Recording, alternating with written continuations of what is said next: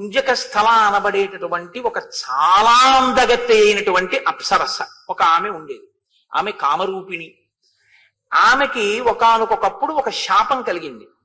అందుచేత ఆమె వానరకాంతగా జన్మించింది. వానరకాంతగా కుంజరుడు అనబడేటటువంటి ఒక మహాయోధుడికి జన్మించింది. ఆవిడ్ని కేసరి అనబడేటటువంటి మరొక యోధుడికి ఇచ్చి వివాహం చేశారు. కోతికి కేసరి అన్న పేరు ఎలా వచ్చింది? మళ్ళీ మీరు దాన్ని జాగ్రత్తగా తెలుసుకుంటే, కేసరి అంటే సింహం. ఒకానొకప్పుడు శంఖము శబళ అని పేరు కలిగినటువంటి 2 ఏనుగులు ఉండేవి. అవి భరద్వాజ మహర్షి యొక్క ఆశ్రమ ప్రాంతంలో ఋషుల్ని చాలా ఇబ్బంది పెట్టి రాత్రికి రాత్రి వచ్చి ఆశ్రమాల మీద పడి ఆశ్రమాలని ధ్వంసం చేస్తుండే. ఆ 2 ఏనుగుల్ని నిగ్రహించగలిగినటువంటి బలవంతుడెవరు అని ఆలోచిస్తున్న కాలంలో ఈయన అంజనాదేవి భర్త అయినటువంటి వానరుడు ఆ 2 ఏనుగులతో యుద్ధం చేసి వాటిని మట్టు పెట్టాడు. 2 ఏనుగుల్ని ఏకకాలంలో చంపినవాడు కాబట్టి భరద్వాజ మహర్షి సింహం లాంటి వాడివి అని కేసరి అని బిరుదునామం ఇచ్చారు. ఆ బిరుదునామమే ఆయనకి లోకంలో ఉండిపోయింది. ఉండిపోయిన ఆ కేసరికి అంజనాదేవినిచ్చి వివాహం చేశారు. ఎవరి అంజనాదేవి? పుంజక స్థల అన్న అప్సరసయే. ఆమె శాపవశాత్తు కుంజరుడికి వానరకాంతగా జన్మిస్తే ఆ వానరకాంతనే తీసుకొచ్చి ఈ కేసరికి ఇచ్చి వివాహం చేశారు. ఆమె పేరు అంజన. ఇప్పుడు ఈమె ఒక అప్సరస, కానీ వానరకాంతగా ఉంది. చాలా గొప్ప అందగత్తె, కామరూపిణి.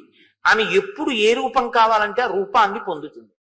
ఆమె ఒకనాటి సాయంకాలం ఒక పర్వత శిఖరం మీద నిలబడి ఉండగా వాయువు మనసా వచ్చి ఆమెని కౌగిలించుకున్నారు. ఎవడి ధూర్తుడు నా పాతివ్రత్యాన్ని భంగపరిచే ప్రయత్నం చేసినవాడు అని ఆవిడ అడిగింది. అడిగితే ఆయన వెంటనే ఒక మాట చెప్పారు. ఆయన అన్నారు, ఎందుచేతనంటే చాలా గొప్ప కారణజన్ముడు రావాలి. ఆయన వస్తే తప్ప రామాయణాన్ని ఒడ్డుకు చేర్చడం ఒక సాధ్యం కాదు.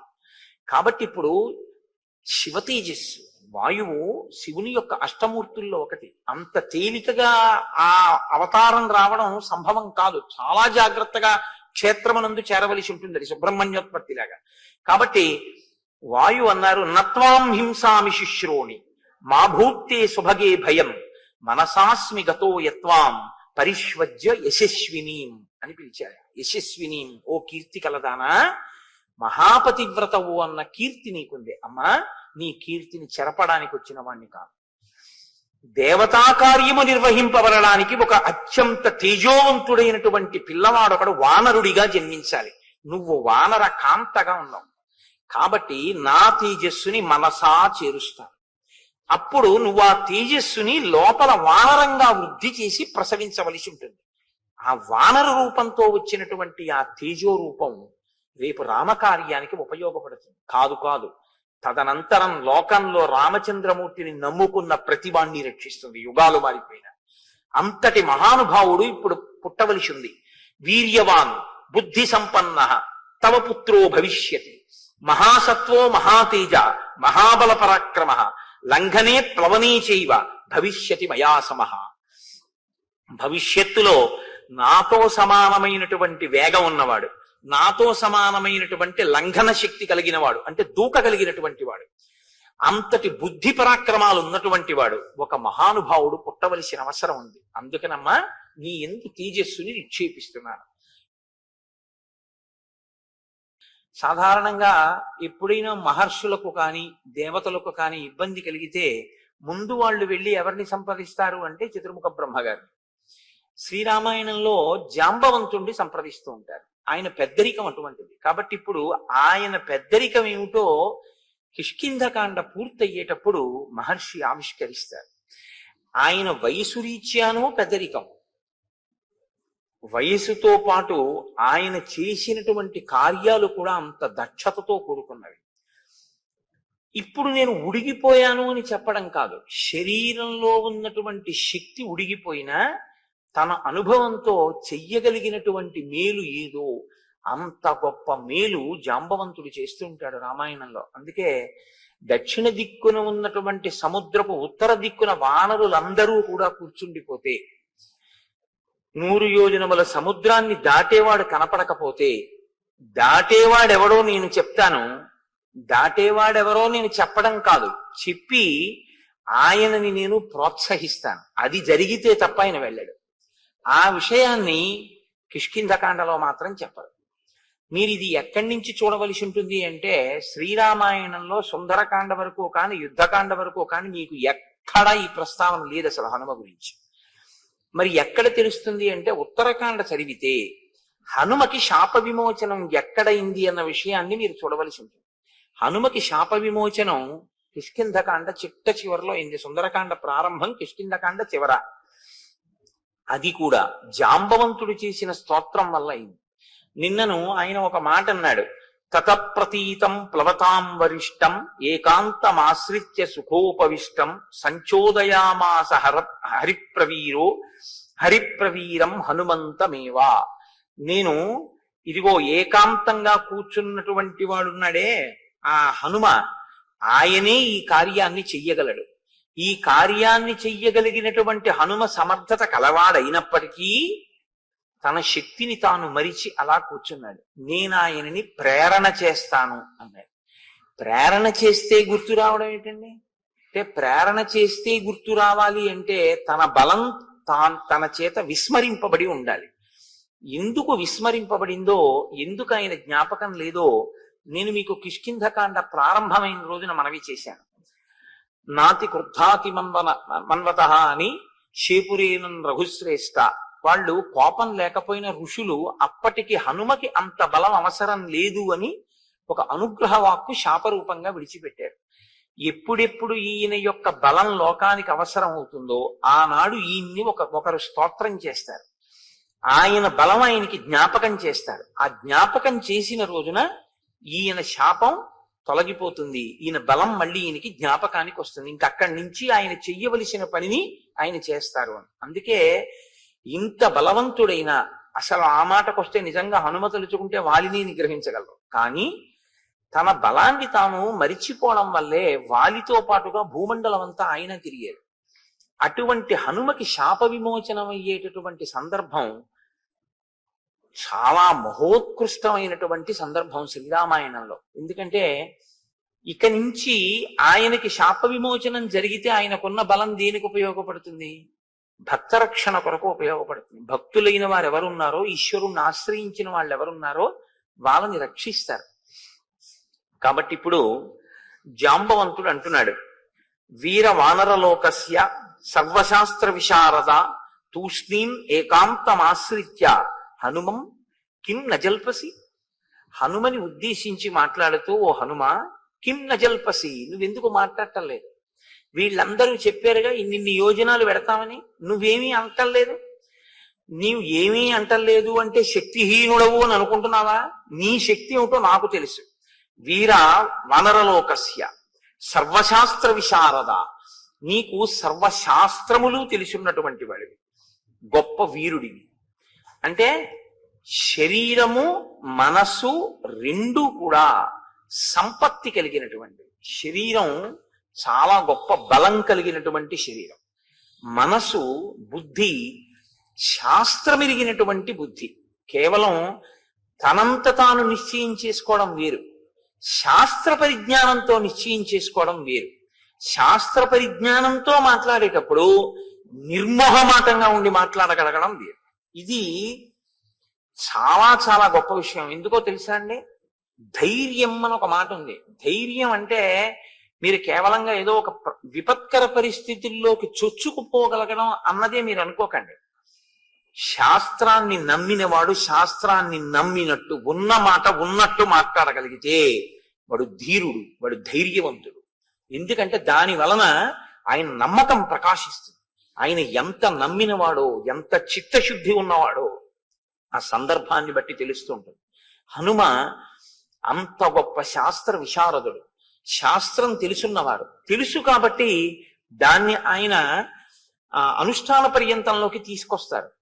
అందుకే మీరు ఎదర సుందరకాండలో వింటారు, నమస్కారం దగ్గర నుంచి ఏ కాలు పెట్టి లంకా పట్టణంలోకి ప్రవేశించాలి అన్నదాన్ని, ఎటువంటి శరీరంతో లంకా పట్టణంలో ప్రవేశించాలి అన్నదాన్ని, మాట్లాడేటప్పుడు ఎలా మాట్లాడాలి అన్న విషయాన్ని, రావణ దర్శనం చెయ్యాలి అంటే ఏది చేసి రావణ దర్శనాన్ని సాధించవచ్చు అన్నదాన్ని, ప్రతి చిన్న విషయాన్ని ఆయన ఎంత గొప్పగానో పర్యవలోకనం చేస్తారు.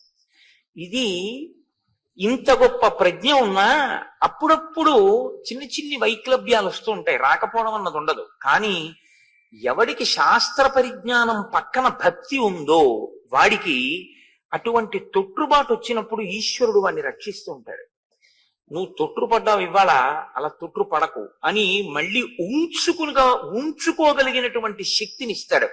ఇది మీరు చాలా జాగ్రత్తగా రామాయణంలో గమనించవలసి ఉంటుంది. ఒకసారి తొట్టు పడితే పాతాళ లోకం వరకు పడిపోతాడు ఒక్కొక్కడు. ఎందుకు పడిపోతాడో తెలుసా అండి? శాస్త్రం తెలియక కాదు, శాస్త్రం తెలిసిన్నవాడే. దేనికి పడిపోతాడంటే, నాకు శాస్త్రం తెలిసన్న అహంకారం ఉంటుంది తప్ప ఈశ్వరుడు యందు భక్తి లోపించి ఉంటుంది. ఈశ్వరుని యందు భక్తి లేకుండా కేవలము శాస్త్రం ఒకటి తెలిసి వచ్చినటువంటి వైక్లభ్యం పడగొట్టేస్తుంది. శాస్త్రము తెలిసి వైక్లభ్యం వచ్చినా దిద్దుకోగలిగినటువంటి ఉంచుకోగలిగిన స్థితి ఎక్కడి నుంచి వస్తుందంటే భక్తిలోంచి వస్తుంది. నేను ఇవాళ ఏ మాట అన్నానో ఆ మాటని మీరు చాలా జాగ్రత్తగా గమనిస్తూ ఉండండి. హనుమ విషయంలో ఇది మీకు ప్రస్ఫుటంగా తెలుస్తూ ఉంటుంది. ఆయన కూడా అక్కడక్కడ కొద్దిగా తప్పటడుగు వేస్తూ ఉంటారు. మండోదరిని చూసి సీతమ్మ అనుకుంటూ ఉంటారు. సీతమ్మ కనపడలేదని నే చచ్చిపోతానంటారు. కానీ ఎక్కడెక్కడ హనుమ అటువంటి ఉద్వేగాన్ని పొందుతారో అక్కడక్కడ ఈశ్వరుడు ఆయనకి అండగా వచ్చి కాపాడుతూ ఉంటాడు. ఎందుకు వచ్చి కాపాడతాడు అంటే ముందు ఆయన బుద్ధిని నిలబెడుతుంటాడు. బుద్ధి నిలబడితే కదండి శరీరం నిలబడ్డం. బుద్ధి నిలబడలేకపోతే శరీరంలో బలం ఉండి ప్రయోజనం ఏమిటి? ఇది హనుమయందు ప్రకాశించేటటువంటి గుణం. కారణం ఏమిటంటే ఆయన భక్తి తత్పరత. అందుకే కొద్దిగా ఒడుదుడుకులు వచ్చినా ఉంచుకోగలిగిన వాడు ఎవరంటే, నిలబడగలిగిన వాడు ఎవరంటే భక్తి కలిగిన వాడే. ఆ భక్తి అంటూ ఉందనుకోండి, అది ఎన్ని ఇబ్బందుల నుంచి అయినా బయటపడేస్తుంది. అదొక్కటి లేదనుకోండి, ఎప్పుడైనా జారిపోయే ప్రమాదం ఉంటుంది. ఎందుకంటే అహంకారం అనేటటువంటిది పక్కన పెరిగిపోతూ భక్తి తరిగిపోతే తాను ఏది చదువుతాడో దాని మీదే నమ్మకం లేని స్థితికి వెళ్ళిపోతాడు. అప్పుడు ఏమవుతుందంటే ప్రమాదంలోకి జారిపోతాడు. రావణాసురుడు యందు ప్రకాశించేటటువంటి లక్షణం అది. ఆయనకి శాస్త్ర పరిజ్ఞానం ఉంది, ఆయనకి తెలుసు. కానీ ఆయన దేనికి వాడుకుంటాడంటే తను చేస్తున్నదే మంచి పని అన్నదాన్ని సమర్థించుకోవడానికి, శాస్త్రాన్ని మార్చి చెప్పడానికి ఉపయోగిస్తాడు. తనకి అనుకూలంగా శాస్త్రాన్ని తిప్పుతాడు తప్ప శాస్త్రం ఎలా ఉందో తాను అలా ప్రవర్తించడు. ఎందుకని? భక్తి అన్నది లోపించడమే దానికి కారణం. ఆ భక్తి లోపం వచ్చిందనుకోండి, భక్తి లోపం అంటే విశ్వాసమేనండి. సా శ్రద్ధ కదితా సిద్ధి యయా వస్తూపలభ్యతే. ఆ శ్రద్ధ ఉంటే, గురువు యందు ఈశ్వరుడు యందు ఆ శ్రద్ధ ఉందనుకోండి, అది మిమ్మల్ని కాపాడేస్తుంది. కాబట్టి జాంబవంతుడు అంటున్నాడు, నీవు సర్వశాస్త్ర విశారద తూష్ణీం ఏకాంతమాశ్రిత్య హనుమన్ కిం నజల్పసి. నీవు ఏమీ మాట్లాడకుండా ఇన్ని ఎరుగున్నవాడివి ఒక్కడివే ఎందుకు కూర్చున్నావు? హనుమన్ హరిరాజస్య సుగ్రీవస్య సమోహ్యపి సుగ్రీవస్య సమోహ్యసి రామలక్ష్మణయోశ్చాపి తేజసాచ బలేన చ.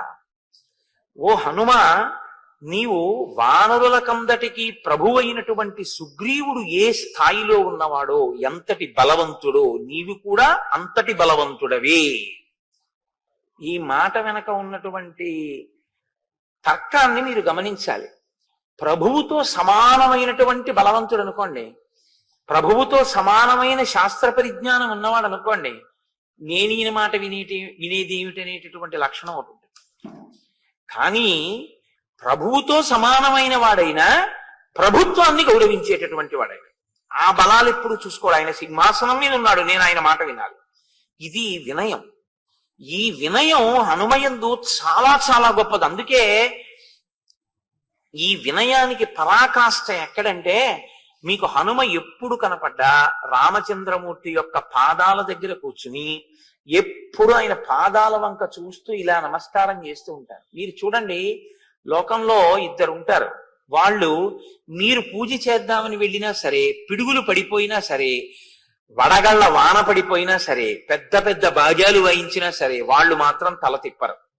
అలా తల తిప్పకుండా ఎప్పుడు ఈశ్వరుణ్ణి చూసేటటువంటి వాళ్ళు ఒకడు నందీశ్వరుడు, రెండవ వారు హనుమ. ఎప్పుడూ రామచంద్రమూర్తి పాదాల వంక తదేక ధ్యానంతో చూసి మురిసిపోవడమే తప్ప అసలు ఇలా తల తిప్పి ఫోటో తీయించుకున్నది హనుమ ఎప్పుడూ లేదు. మీరు చూడండి, ఆయన ఎప్పుడు ఇలా ఎప్పుడూ ఉండరు, ఏ ఫోటోలోనూ అలా ఉండరు.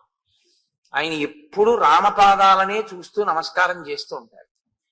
అంటే ఆయన వినయం అటువంటిది. కాళ్ళ దగ్గర కూర్చుంటారు, అదండి కింద పడినట్టు ఉంటుంది, కానీ మహోన్నతికి కారణం అదే అవుతుంది. పెద్దలైన వారు చాలా సంతోషించేది, పెద్దలు సాధారణంగా లొంగిపోయేది, ఆశీర్వచనం ఇచ్చేది, వాళ్ళ ఉన్నతిని కోరుకునేది. మనసులో వాళ్ళ పేరు గుర్తొస్తే ఓ ఆయన వృద్ధిలోకి రావాలి, ఆయన ఆయుష్మంతుడు కావాలి అని తలుచుకునేది. దేనివల్ల తెలుసా? ఆ వినయం వల్లే. అసలు ఆ వినయం అన్నది లేకపోతే పెద్దలైన వారు ఆ దరిదాపులకి రానివ్వరు. వాళ్ళ మనసులో మిదిలే అవకాశం కూడా ఉండదు, మనసులో స్థానాన్ని పొందలేదు. మీరు ఎవరికి వినయం ఉంటుందో వారు బాగా దగ్గరవుతారు. గురువుకి కానీ ఈశ్వరుడికి కానీ దగ్గరవడానికి హేతువేది అంటే కేవలం వినయమే. వినయం తప్ప మీరు ఆ ఇద్దరికీ దగ్గరవడానికి ఇంకొక హేతు ఉండదు. కారణం ఏంటో తెలుసా అండి? లోకంలో ఇంకా మిగిలిన ఏ అనుబంధానికి దగ్గర అవ్వాలన్నా బాహ్య కారణాలు ఉంటాయి. ఒక భర్తకి భార్య దగ్గర అవ్వడానికి ఒక ప్రేమ ఏదో కారణం ఉంటుంది, ఒక కొడుకు తండ్రికి, ఒక కూతురు తల్లికి, ఒక కోడలు మామగారికి, అలా దగ్గర అవ్వడానికి కొన్ని కారణాలు ఉంటాయి, ఏదో బాహ్యమైనటువంటి కారణాలు ఆ ప్రేమలు. కానీ గురువు గారికి ఈశ్వరుడికి దగ్గర అవ్వడానికి కారణం ఏమిటో తెలుసా?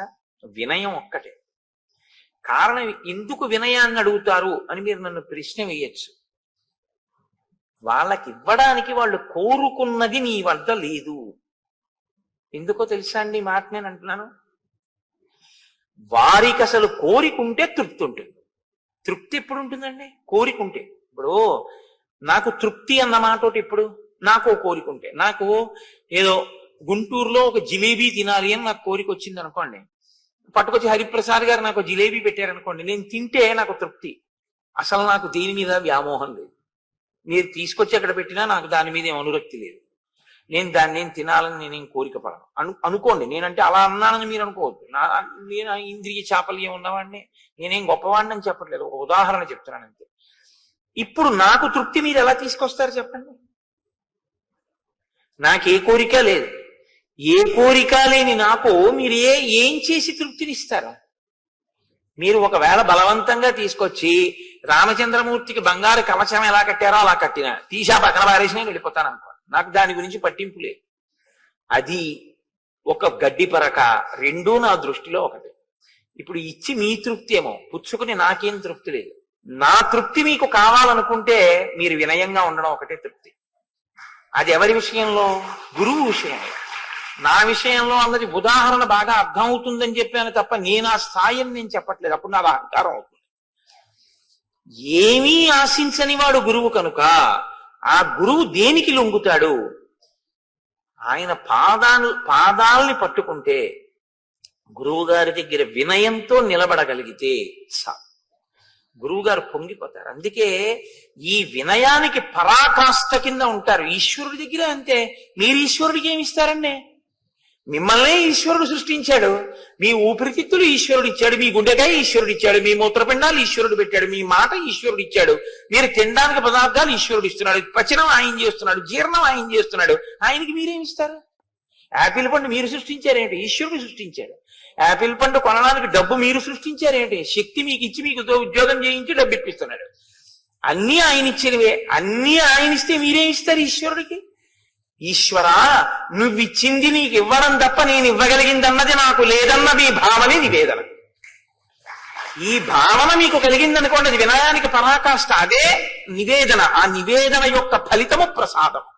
ఆ ప్రసాదము ఈశ్వరుని అనుగ్రహము. ఆ అనుగ్రహము మీ ఆ మనసుకి పరిపుష్టినిస్తుంది, భక్తికి. అందుకే లోపలికి పులిహార పళ్ళెం పెడుతుంటే బట్ట వేసి తీసుకెడతారు, బయటికి తీసుకొచ్చి చేతిలో పెడితే కళ్ళకద్దుకు తింటారు.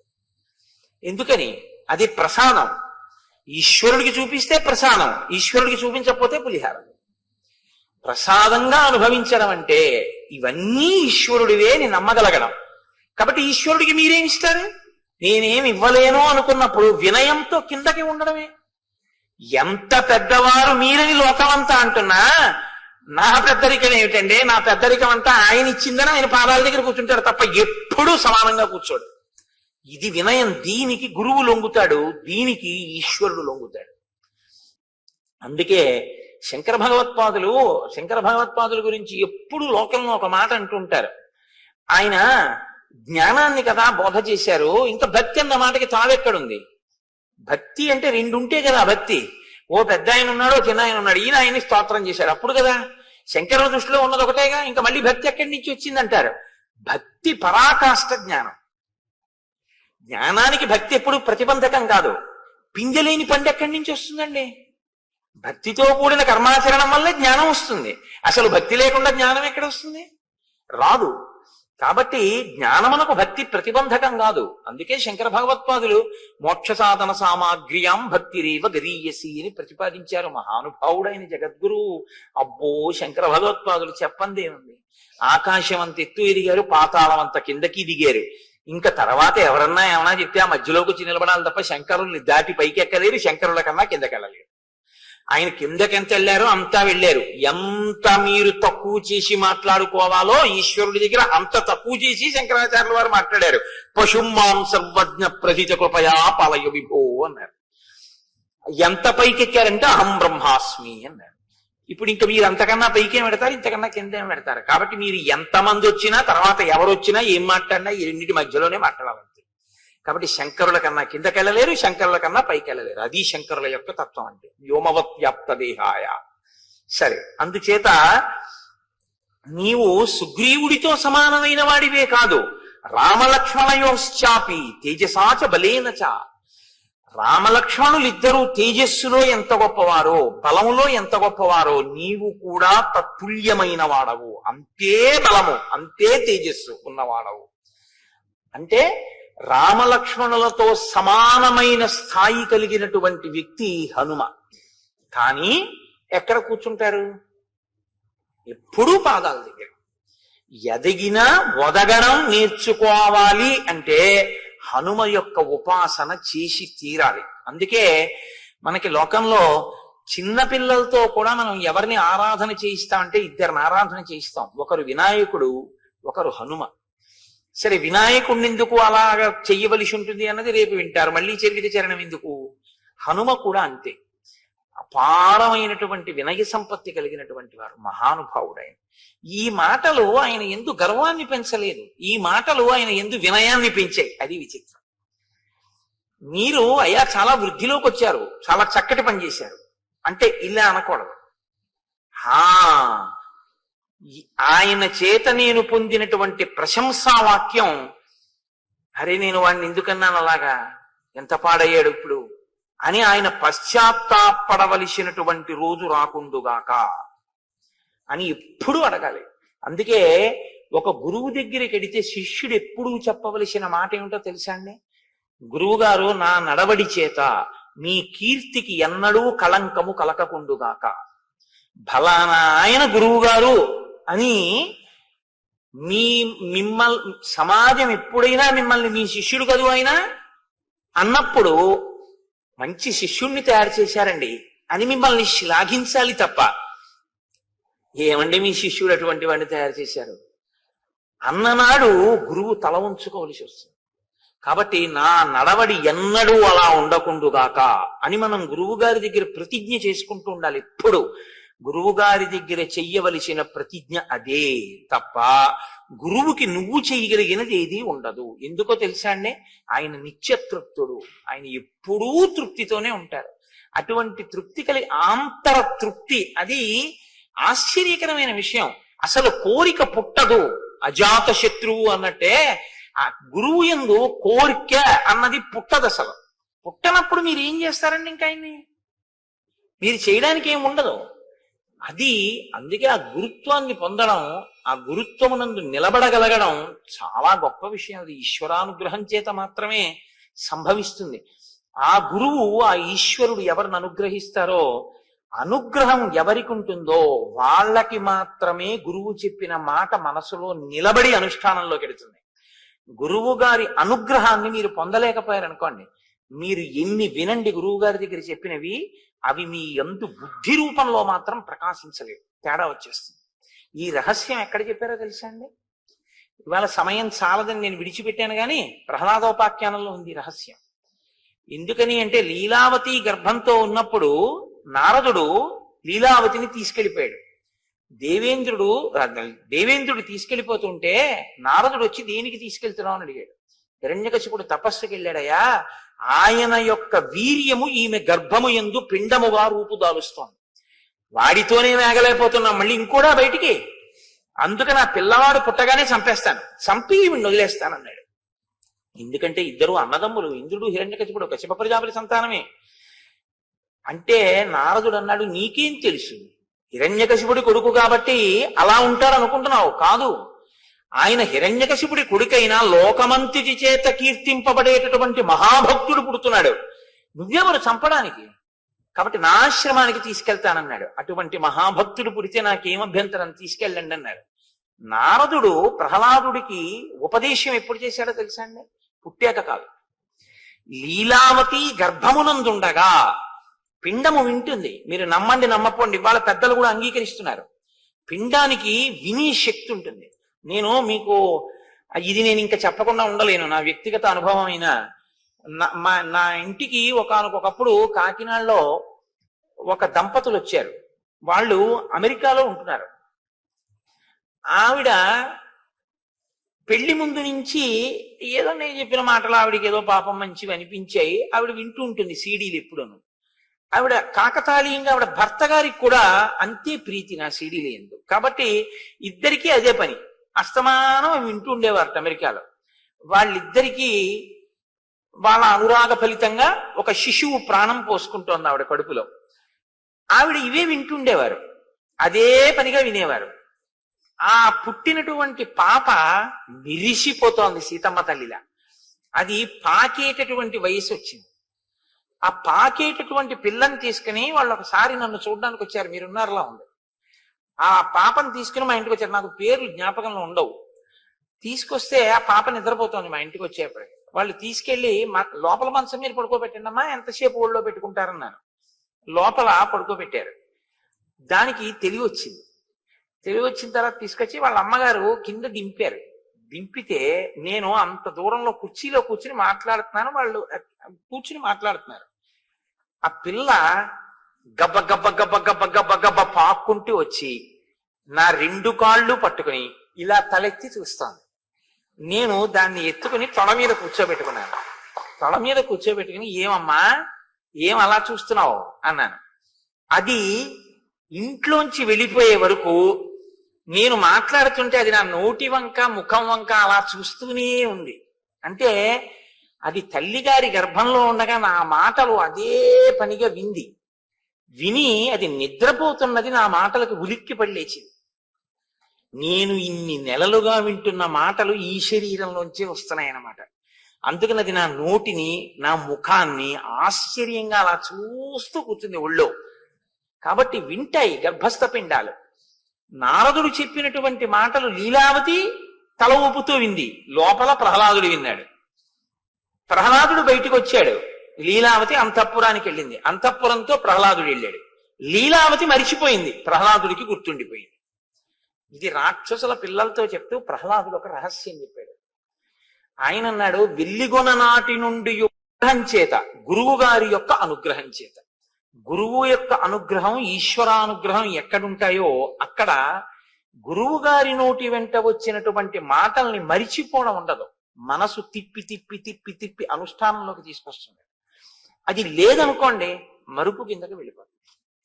కాబట్టి ఒక్కొక్కరి యందు విన్న విషయాలు, తెలుసుకున్న విషయాలు ఇంకా వినయం వైపుకి తీసుకెడతాయి. కారణం ఏమిటంటే అది కారణజన్ములంటే. తప్ప మీరు ఫలానా వారితో సమానం అండి అన్నారు అనుకోండి, అంతే, ఇంకా వారే ఉందండి వాళ్ళతో సమానం అంటే ఇంకేట అహంకారం. అలా అంటారు కానండి, ఆయన నేను సమానమా, అసలు నన్ను మాట్లాడిస్తున్నది ఆయన మహానుభావుడు అనగలిగితే నీకు వినయం ఉన్నట్టు. కాబట్టి చూడండి, హనుమన్ హరిరాజస్య సుగ్రీవస్య సమోహ్యసి రామలక్ష్మణయోశ్చాపి తేజసాచ బలేనచ. తేజస్సు యందు బలము యందు నువ్వు రామలక్ష్మణులతో సమానమైనటువంటి వాడివి.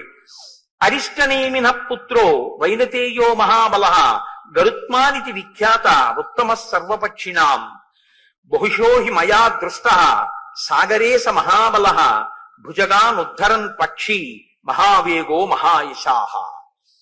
వైనతేయుడై కశ్యప ప్రజాపతికి వినతయందు జన్మించినటువంటి సంతానంలో ఒకడైనటువంటి గరుత్మంతుడు అపారమైన వేగంతో సముద్రంలో ఉండేటటువంటి పావుల్ని తన్నుకుపోతుండగా నేను ఎన్నో పర్యాయాలు చూశాను. ఆ సముద్రంలో ఉండేటటువంటి పావుల్ని తన్నుకుపోయేటటువంటి గరుత్మంతుని యొక్క వేగము ఎంతగా ఉంటుందో నీ వేగము కూడా తత్తుల్యముగా ఉంటుంది. అంత వేగమున్నవాడివి. బలం బుద్ధిశ్చ తేజశ్చ సత్వంచ హరిపుంగవ విశిష్టం సర్వభూతేషు కిమాత్మానన్న బుద్ధ్యసే. మహానుభావ, నీ బలము, నీ బుద్ధి, నీ తేజస్సు, నీ సత్వము సమస్త భూతముల కన్నా గొప్పవి. నీతో సమానమైన భూతమే లేదు. భూతము అంటే ప్రాణి. అసలు నీతో సమానమైనటువంటి ప్రాణి లేదు ఈ లోకంలో. అంతటి బుద్ధి, అటువంటి బలం, అటువంటి తేజస్సు ఉన్నవాడివి. అటువంటి వాడివి ఇలా కూర్చుని ఉంటావా? నీవు ఇంత తేజస్సుతో ఇంత గొప్పవాడిగా పుట్టడం అన్నది నీవు పుట్టిన తరువాత సంపాదించుకున్నది కాదు. నీకు పుట్టుకయందే అనుగ్రహింపబడినది. అసలు పుట్టి పుట్టగానే నీకు వచ్చింది. నీ జన్మయే కారణ జన్మ. ఏదో ప్రయోజనం లేకుండా నీకింత బలం కలగదు. ఏదో కారణం లేకుండా నీకింత తేజస్సు ఇవ్వరు.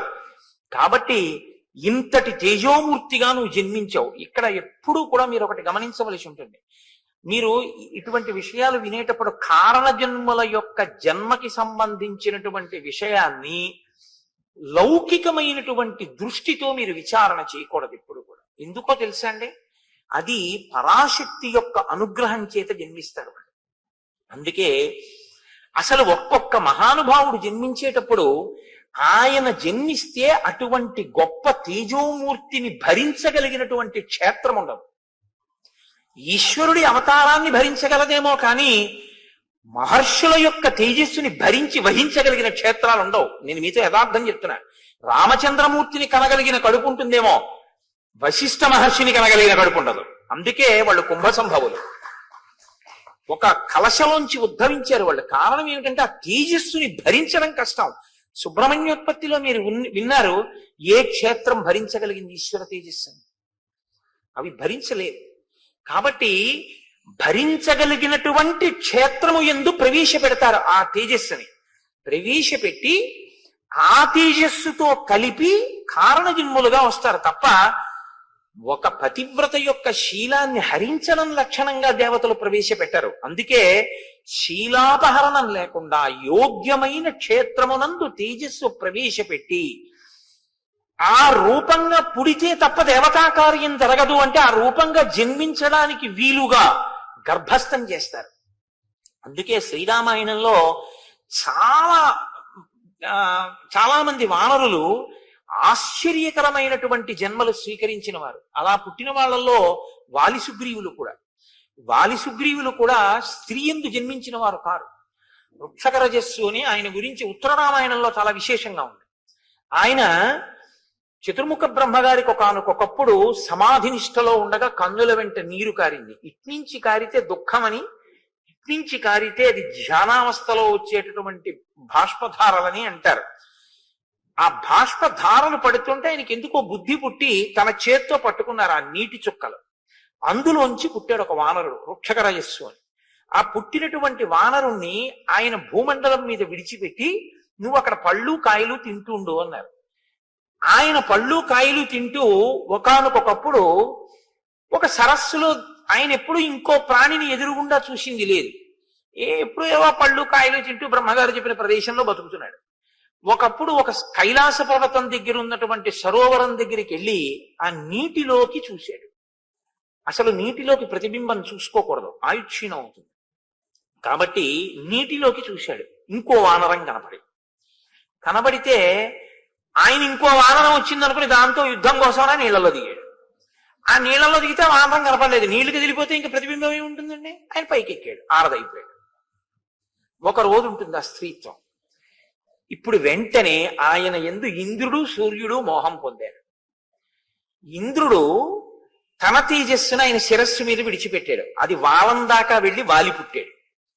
సూర్య భగవానుడు ఆ స్త్రీయత్వాన్ని పొందినటువంటి వానరుణ్ణి చూసి మోహాన్ని పొంది ఆయన కంఠం మీద విడిచిపెట్టాడు తన తేజస్సుని. సుగ్రీవుడు పుట్టాడు. ఇవి విన్నప్పుడు ఎలా ఉంటుందో తెలుసా అండి? ఏమిటండి ఈ కథలు? సూర్య భగవానుడు అంత గొప్పవాడు, తెల్లవారితే ఆదిత్య హృదయంతో నమస్కరిస్తాం. ఒక వానరకాంత కనపడితే మోహం పొంది తన తేజస్సు విడిచిపెట్టేశాడా, కంఠం మీద పిల్లాడు పుట్టాడా, ఏమిటండి ఇది అనిపిస్తుంది. కాదు, సూర్య భగవానుని యొక్క తేజస్సుని, ఇంద్రుని యొక్క తేజస్సుని ఒక వానర రూపంగా సృష్టించడానికి యోగ్యమైనటువంటి వానర కాంత క్షేత్రముగా దొరకడం కష్టం.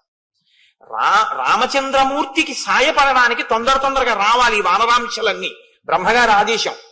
కాబట్టి ఇప్పుడు వానర కాంతగా ఉన్నటువంటి వాడు బ్రహ్మగారి యొక్క కన్నీటి బిందువులలోంచి పుట్టినవాడు. ఒక్కరోజే ఆడతనం. ఎందుకని? పార్వతీదేవి ఒకనాడు ఆ నీటిలో స్నానం చేస్తుంటే రాక్షసుడు ఆడవేషాలతో వచ్చి స్నానం చేశారు. అందులో ఆవిడ గ్రహించలేదు. ఇందులో స్నానం చేసిన వాడు ఆడదైపోతుంది ఒక రోజు అంది ఆవిడ. కాబట్టి ఒక రోజు ఆడదయ్యింది వృక్షక రజస్సు. ఇప్పుడు తొందరగా వాళ్ళ యొక్క తేజస్సుల్ని ఆ కంఠమునందు తోకయందు ప్రవేశపెట్టి ఇద్దరు కుమారులు జన్మించేటట్టు చేశారు. అయితే మీరు నన్ను మళ్ళీ ఇంకో ప్రశ్న వేయచ్చు. జన్మించారు అనుకోండి, మరి ఇంద్ర తేజస్సు వాలి రాముడికి పనికి రాలేదుగా అని మీరు ఒక మాట నన్ను అడగచ్చు. పనికొచ్చాడు రామకార్యానికి వాలి. ఎక్కడ పనికొచ్చాడో తెలుసా అండి? వాలి రూపంలో దుందుభి, మాయావి ఇలాంటి చాలా పెద్ద పెద్ద రాక్షసులందరినీ ఆయన చక్కబెట్టేసి ఆయన రాముడి చేతిలో వెళ్ళిపోయాడు. అయితే రామావతారం వచ్చిన తర్వాత వీళ్ళందరినీ ఆయన నిగ్రహించాలంటే ఎంతకాలం, ఎంత సమయం పడుతుంది? మాటలా వీళ్ళందరూ చేరితే ఓ చోటికి చేరకుండా వాలి వీళ్ళందరినీ చంపేశాడు. వాలిని ఆయన చంపేశాడు. కాబట్టి అక్కడతో గొడవ తెలిపోయింది. ఇంకా వాలి రావణుడితో కలవక ముందు చంపేశాడు. సుగ్రీవుడు రామకార్యానికి పనికి రావాలి, అందుకని సుగ్రీవుడికి వానరాధిపత్యం ఇచ్చాడు. మళ్ళీ శ్రీరామాయణంలో ఉన్నటువంటి ఆ జననములను మీరు చూస్తే చాలా ఆశ్చర్యంగా ఉంటాయి. కాబట్టి ఇప్పుడు మీరు హనుమ యొక్క ఆవిర్భావాన్ని కూడా అటువంటి పవిత్రమైన దృష్టికోణంతో వినవలసి ఉంటుంది తప్ప ఇదంతా ఏదో పరిహాసం కోసమో. వాల్మీకి మహర్షి ఆచమనం చేస్తే బ్రహ్మగారి యొక్క అనుగ్రహంతో సత్యము భాసిస్తే ఆయనకి కనపడితే రచించినటువంటి కావ్యం వాల్మీకి రామాయణం. కాబట్టి అందులో ఒక్క అబద్ధం లేదు. చిట్ట చివర ఫలశ్రుతిలో చెప్తారు, ఒక మాట ఇందులో అనృతము లేదు అని చెప్తారు. కాబట్టి ఇప్పుడు జాంబవంతుడు చెప్తున్నాడు. జాంబవంతుడు ఎందుకు చెప్పగలడు ఇవన్నీ? మీతో నేను చెప్పాను కదా, బ్రహ్మగారు ఎటువంటి వాడో వానరులకు జాంబవంతుడు అటువంటి వాడు. అంతటి దీర్ఘాయుర్దాయం ఉన్నవాడు జాంబవంతుడు. శ్రీరామాయణంలో చాలా చిత్రమైన పాత్ర అండి. రామావతారం వెళ్ళిపోయింది కానీ జాంబవంతుడు మాత్రం ఉండిపోయాడు. ఎక్కడి వరకు ఉండిపోయాడు? మళ్ళీ జాంబవతిని తీసుకెళ్లి వినాయకుడికి ఆ వినాయక వ్రత కథలో ఆ కృష్ణ భగవానుడికి ఇచ్చి వివాహం చేస్తాడే సత్రాజిత్తు ఆఖ్యానం, అక్కడ వరకు ఉంటాడు. మళ్ళీ అక్కడ మనం ఓ పొరపాటు చెప్పేస్తుంటాం. అసలు ఆ కథ అది అలా ఎలా వచ్చేసిందో, అసలు ఆ కథ అలా ఎలా చెప్పేస్తున్నారో ఇప్పటికీ ఆశ్చర్యంగా ఉంటుంది. నన్ను ఒకసారి ఓ పసిపిల్ల అడిగింది. ఆ పసిపిల్ల అంటే ఓ చిన్న పిల్ల అడిగిందో. ఒకసారి నేను ఎక్కడ ఉపన్యాసం చెప్పి వెళ్ళిపోతుంటే, ఏమంటే జాంబవతి ఊయలలో ఊగుతుంటే అంత పసిపిల్లని కృష్ణ భగవానుడు పెళ్లి చేసుకున్నాడా అని అడిగింది. నేను పెద్దవాళ్ళు అడిగితే చికాకు పడుతుంటాను. మీరు పుస్తకం చదువుకోండి అంటుంటాను. మూలం చదవకుండా ఏడో దొరికారు కదా అని అడుగుతారేంటి? చదువుకోండి అంటాను. పిల్లలకి చెప్పడం అంటే నాకు చాలా సరదా. ఎందుకంటే పాపం వాళ్ళు చదువుకునే ఉంటాయి. కుతూహలంతో అమాయకంగా పిల్లలు అడిగితే మాత్రం ఆగి చెప్పే ప్రయత్నం చేస్తాను. ఒకసారి దీనికోసం నేను ప్రయత్నపూర్వకంగా మళ్ళీ అసలు ఆ వినాయక వ్రత కథ యథార్థంగా స్కాందంలో ఎలా ఉందో దాన్ని అంతటినీ మళ్ళీ చెప్పి చూపించాను కూడా ఒకప్పుడు.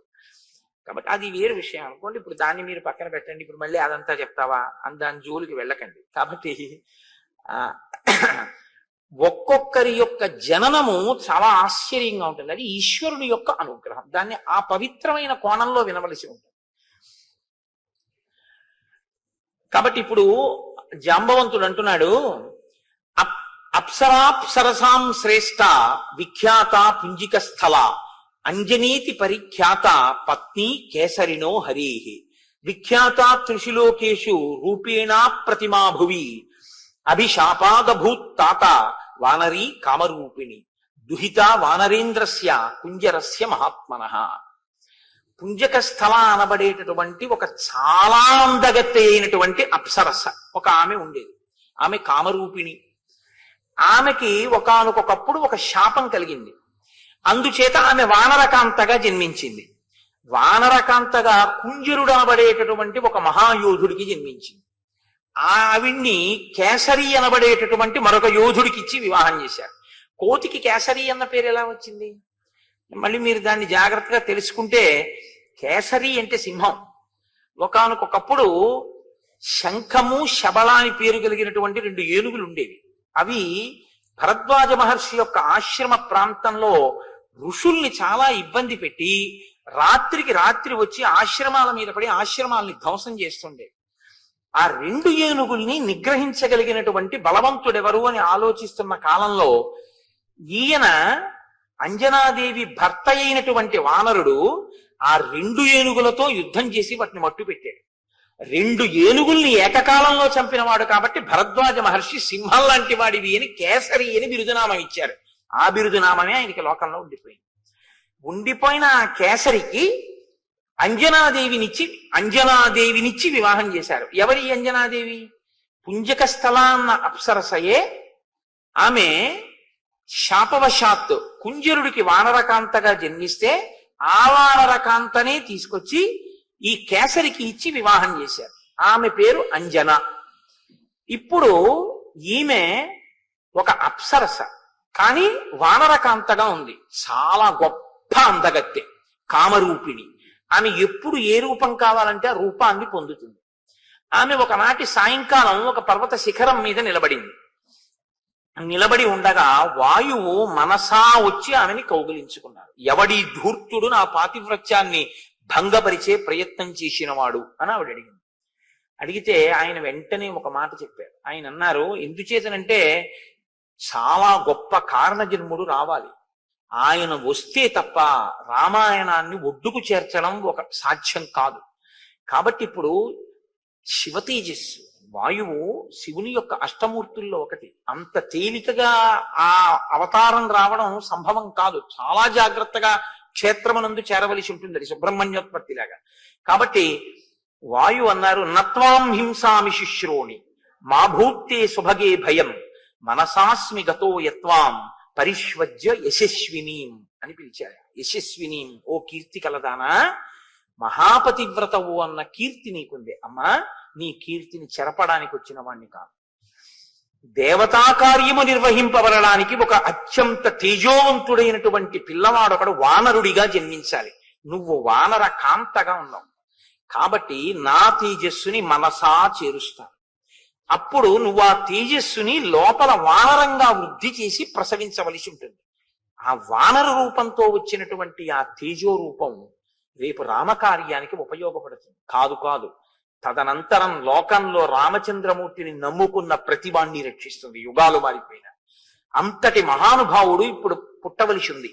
వీర్యవాన్ బుద్ధి సంపన్న తవ పుత్రో భవిష్యతి మహాసత్వో మహాతేజ మహాబల పరాక్రమ లంఘనే ప్లవనే చైవ భవిష్యతి మయా సమః.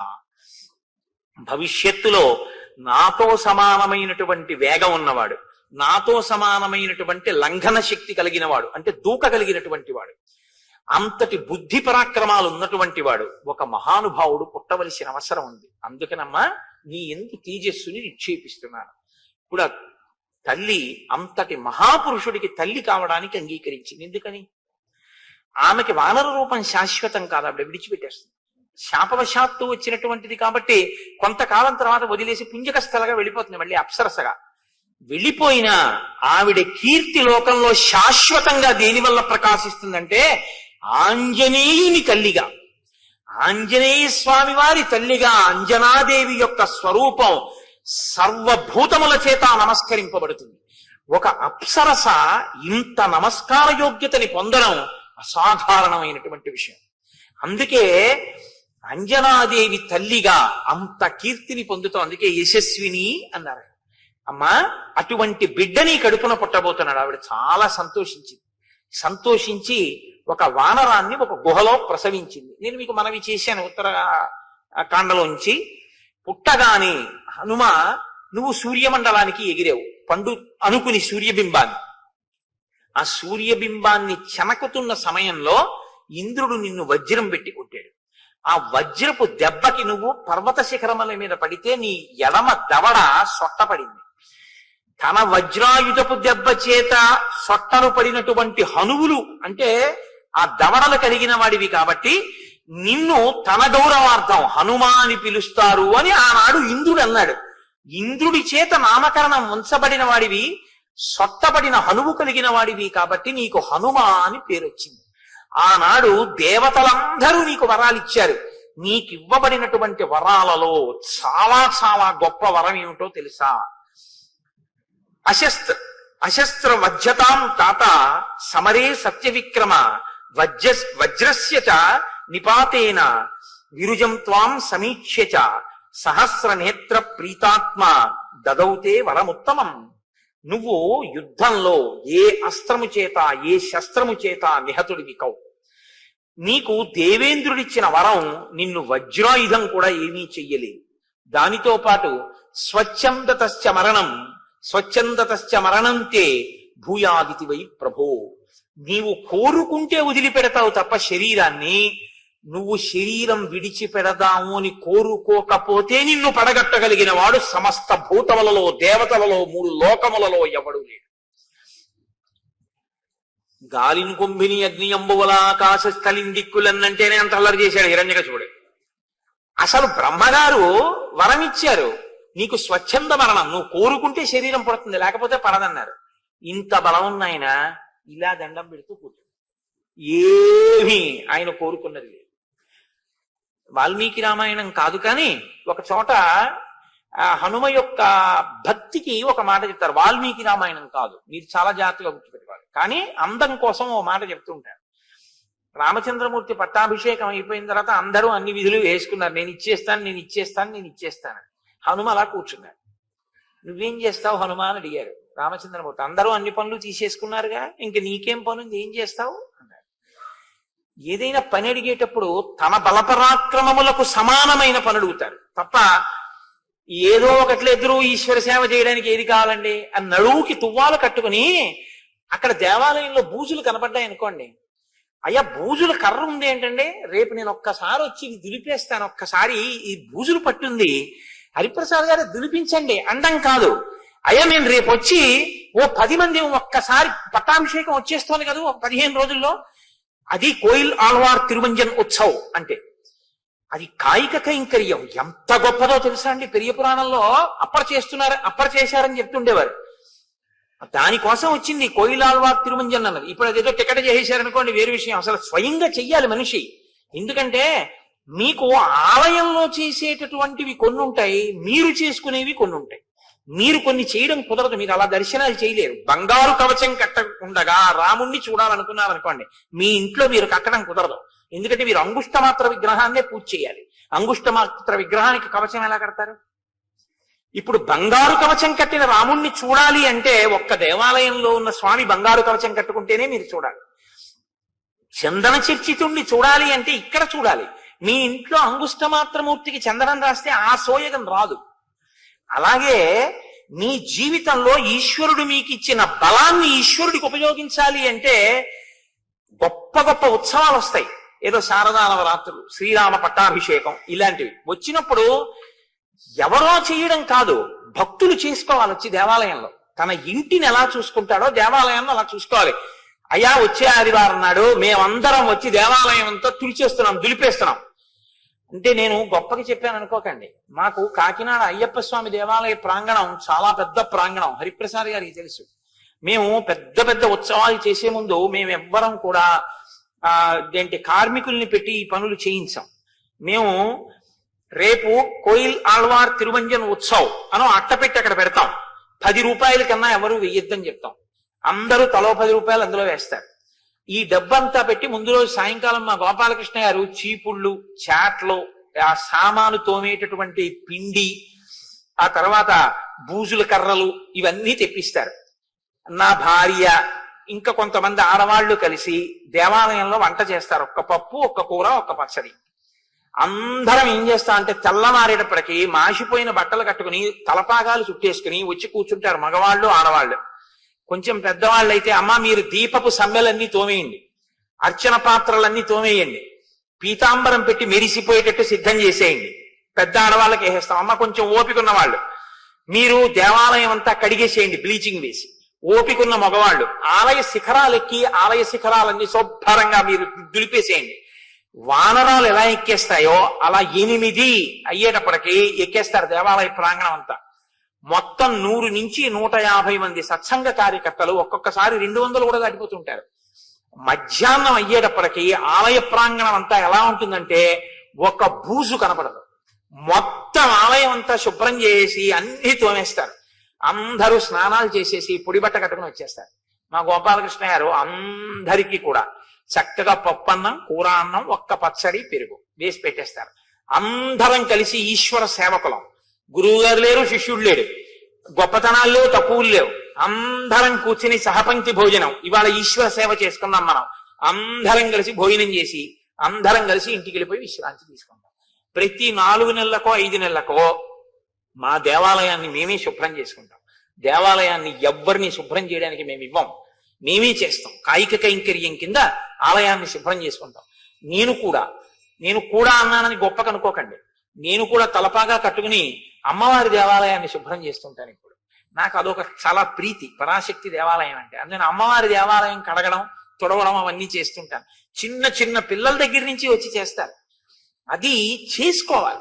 ఈశ్వర సేవయందు ఆ సంతోషం ఉండాలి. అంతేగాని నేనింత మొనగాన్ని నీ చేయడమా అనకూడదు. ఈశ్వర సేవ చేయడం అంటే పొంగిపోవాలన్నమాట. దానికి కోయిలాల్వార్ తిరుమంజన్ అని పేరు. కాయిక కైంకర్యం చెయ్యాలి. అయా పట్టాభిషేకం వస్తోంది, రామచంద్రమూర్తి పట్టాభిషేకం 2 వారాల్లో, ఒక ఆదివారం హరిప్రసాద్ గారు బూజులు కర్రలు తెప్పించండి, మీ డబ్బులతో వద్దు, అట్టపెట్టి పెట్టండి. రూపాయి, 2 రూపాయలు, 5 రూపాయలు మేము వేస్తాం. 10 రూపాయల కన్నా మించకుండా చీపుళ్ళు అవి అన్ని తెప్పించండి, మేము దులిపేస్తాం. ఓ పూటొచ్చి అందరూ దులిపేసి అందరం కూర్చుని చక్కగా రామనామ సంకీర్తనం వినబడుతుంటే అందరం కడుపు నిండా భోజనం చేసి వెళ్ళిపోవాలి. ఎంత ధన్యత అండి అది. నిజంగా పొంగిపోతారు సీతారాములు. నా పట్టాభిషేకానికి ఎలా చేశారో చూడు సీతా పిల్లలని. అంటే మిమ్మల్ని చెయ్యమని నేను ఇప్పుడేం ప్రతిపాదన చెయ్యట్లేదు, ఎందుకంటే అది ఒక ఉత్సాహంతో కూడిన విషయము అని నేను ప్రతిపాదన చేశానంతే. నా ఉద్దేశం ఇప్పుడు అలా ఏదో మీతో చేయించే ప్రతిపాదన నేను పెట్టాను అని మీరు అనుకోవద్దు. కాబట్టి ఆయన వినయం కలిగినటువంటి వాడు. నా స్థాయికి పనిచేయడమా అని ఆలోచించరు. అందరూ అన్ని పనులు చేస్తున్నారుగా హనుమా, మరి నువ్వేం చేస్తావు అన్నారు. అంటే స్వామి ప్రభువు ఆవలించినప్పుడు తనకి తాను చిటికేసుకోకూడదు, చిటిక వేయకుండా ఆవలించకూడదు. కాబట్టి మీరు ఆవలిస్తే చిటికేస్తాను. ఆవలింత ఎప్పుడు వస్తుంది? నిద్రపోయే ముందు వస్తుంది. కాబట్టి నువ్వు నిద్రపోయే వరకు నీ కాళ్ళ దగ్గర ఉంటా. మిగిలిన వాళ్ళు ఏం చేస్తారు? బయట పని చేసుకుని వెళ్ళిపోతారు. నీవు ఎప్పుడు ఆవలిస్తావో. కాబట్టి అన్నం తింటున్నా, పడుకున్నా నేను ఆ పక్కనే కూర్చుంటాను. ఇంకా మా తల్లి జనకాత్మజ బొత్తిగా హనుమా ఇంకా కూర్చుంటే ఎలాగా? స్వామితో కలిసి ఏకాంత శయనంలో నేను ఉండాలి కదా అంటే వెళ్ళాలంతే. అప్పటి వరకు నీ పక్కనే కూర్చుంటా. ఏమో ఎప్పుడు ఆవలించి వస్తుందో చిటికేస్తాను. కాబట్టి ఇప్పుడు ఆయన స్థాయి చూసుకున్నారా? రామచంద్రమూర్తి దగ్గరికి చేరడానికి అది పనికొచ్చింది బాగా. స్థాయి చూసుకుని ఈశ్వర సేవ చేయకూడదు. నేనంత ఉద్యోగస్తుండండి, నీ మోహం ఈశ్వరుడు ఇస్తే వచ్చింది అది. నేను ఇంత పండితుండండి, ఈశ్వరుడు పలికిస్తే పలికావు. నేను ఇంత ఐశ్వర్యవంతుండండి, ఈశ్వరుడు ఇస్తే అనుభవిస్తున్నావు. ఏమిటవన్నీ ఈశ్వరుడు ఇచ్చిన విభూతులు. ఇన్ని ఉండి స్వామి నేను నీ కింకరుణ్ణి, ఏది బూజుల కర్ర పట్టుకుని ఆలయాన్ని దులు. అప్పుడు నీ జీవితానికి ధన్యత అంటూ ఉంటే నీ మనవలు, నీ పిల్లలు ఇంటికి వెళ్ళి, ఇవాళ నేను ఎక్కడికి వెళ్ళావో తెలుసురా?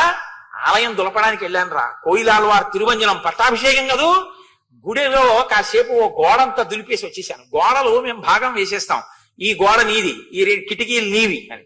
ముక్కులకి గుడ్డలు కట్టేసుకుని మా వాళ్ళు చిన్న చిన్న బ్రష్లు కూడా పెట్టుకుని దులిపేసి, పీతాంబరాలు పట్టుకుని పైకెక్కేసి, కలసలు తోమేసి, వాటర్ జెట్స్ పెట్టి కొట్టేసి, ఈ కుర్రాళ్ళందరూ పైకెక్కేసి కడిగేసి, పెంకుల మీద కూడా పక్షి రెట్ట కూడా ఉండనివ్వరు. శుభ్రంగా చేసేసి శారదా నవరాత్రులు ప్రారంభం చేస్తాం.